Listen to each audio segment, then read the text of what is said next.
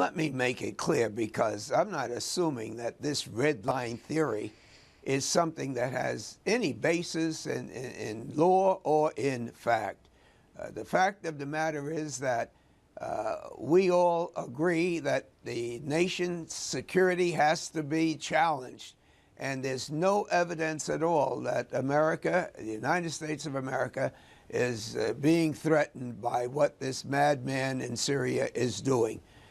We are dealing with an international problem that demands an international solution. The whole idea that a president can draw a red line and commit our young men and women to be put in harm's way is something that's not even worthy of consideration.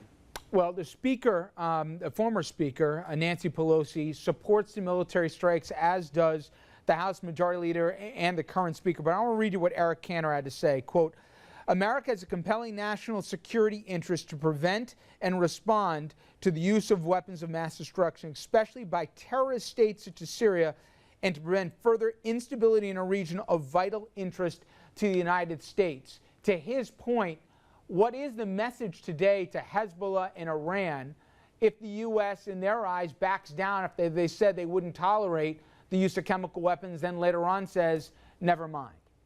You know, you're assuming a language, Richard, that is not in my vocabulary, and talking about what will we do if the president backs down.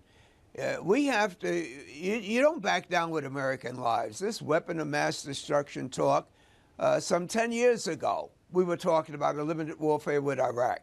We have lost 6,500 American lives. These lives come from communities that don't have the economic resources that other people do. This is called the volunteer army. The whole idea that America has to go this alone without the Security Council, without the United Nations, without Great Britain, without the Arab League, it just doesn't make sense. Well, what if you can promise your constituents, as the White House says and the Secretary of State said numerous times last week, not one American boot will step on Syrian soil, that this is going to be strikes from Tomahawk sitting off the coast. It will not involve American soldiers on the ground in Syria. I don't doubt their belief that this would happen, but war is war. You don't have a part-time war. That's like being half pregnant. You strike a country, and they do whatever they want to do if they think that it's in their national interest. They can bomb Israel. They can have terrorist attacks. So listen, they believe that they can limit the target. They don't talk to us about limiting the response. And we, you know, you use the word weapons of mass destruction. Now, nobody ever thought that we would be going after a madman, Saddam Hussein, and then for 10 years, and even today, we have young men and women in harm's way looking for weapons of mass destruction. Do I believe President Bush didn't believe they were there? I believe he thought it was there. But war is war, and you don't say what I thought if you're playing with other people's lives. And that's what we're doing.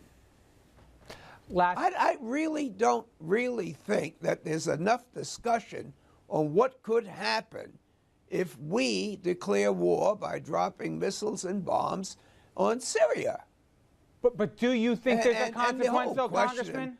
But do you think there's a consequence if we don't do anything after we telegraphed we would? Is there a consequence, given some of the lunatics in the Middle East, that they will read this as weakness here, and there'll be other consequences for inaction?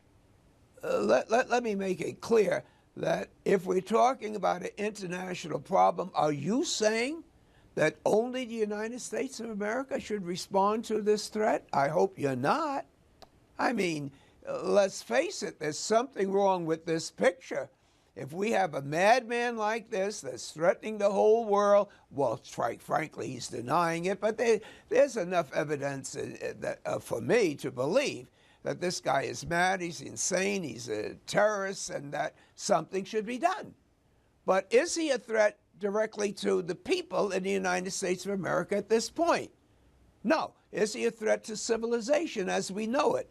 And this whole idea of having rules for war, I'll accept that. So he's violated the reasons that people can use weapons for war. What I'm saying is that The reason the UN was set up is that you take an issue there. We haven't gone there because the Russians and China said they would veto the national security. Now, you have to admit there's been a change in the White House of the urgency.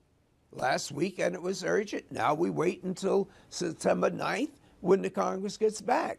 Clearly, the president has the authority to call us back immediately. And so we do have time. And we can search for a diplomatic solution.